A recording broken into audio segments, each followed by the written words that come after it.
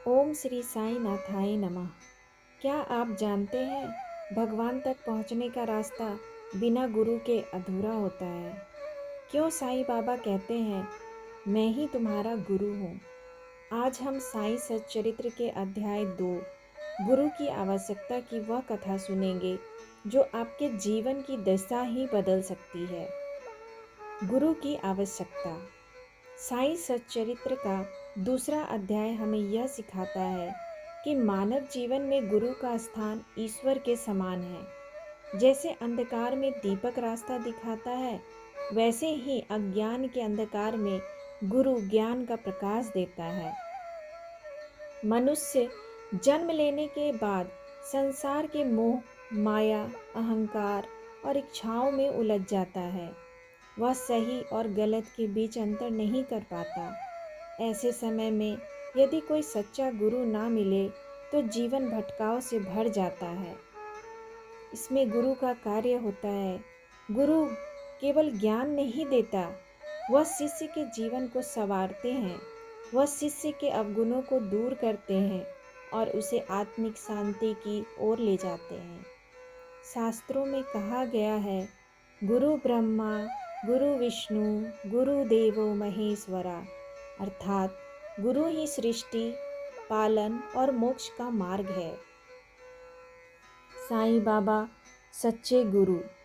साईं बाबा स्वयं कहते हैं, जो मुझ पर विश्वास करता है उसका मैं स्वयं मार्गदर्शन करता हूँ। बाबा अपने भक्तों से केवल 2 चीज़ें मांगते हैं, एक श्रद्धा और दूसरा सबूरी। जो भक्त पूरे विश्वास और धैर्य के साथ बाबा पर निर्भर हो जाता है, उसकी जिम्मेदारी बाबा स्वयं उठा लेते हैं। पहला, श्रद्धा और सबूरी का महत्व। श्रद्धा यानी गुरु पर अटूट विश्वास और सबूरी यानी धैर्य। जब जीवन में कठिन समय आता है तो बाबा हमें तुरंत फल नहीं देते, बल्कि हमें सबूरी सिखाते हैं, क्योंकि सही समय पर मिला हुआ फल ही जीवन को सफल बनाता है। गुरु की कृपा। गुरु की कृपा से ही ज्ञान प्राप्त होता है। गुरु बिना मांगे देते हैं, बिना दिखावे के जीवन की दिशा बदल देते हैं।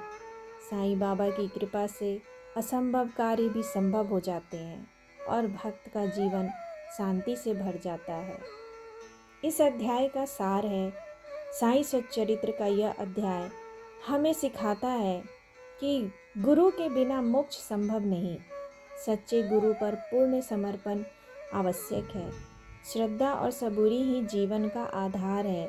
साईं बाबा स्वयं अपने भक्तों के गुरु हैं।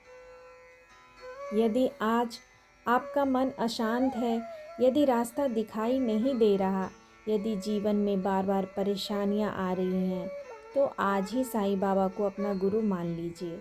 अपना अहंकार छोड़ दीजिए और पूरी श्रद्धा से उनके चरणों में समर्पित हो जाइए।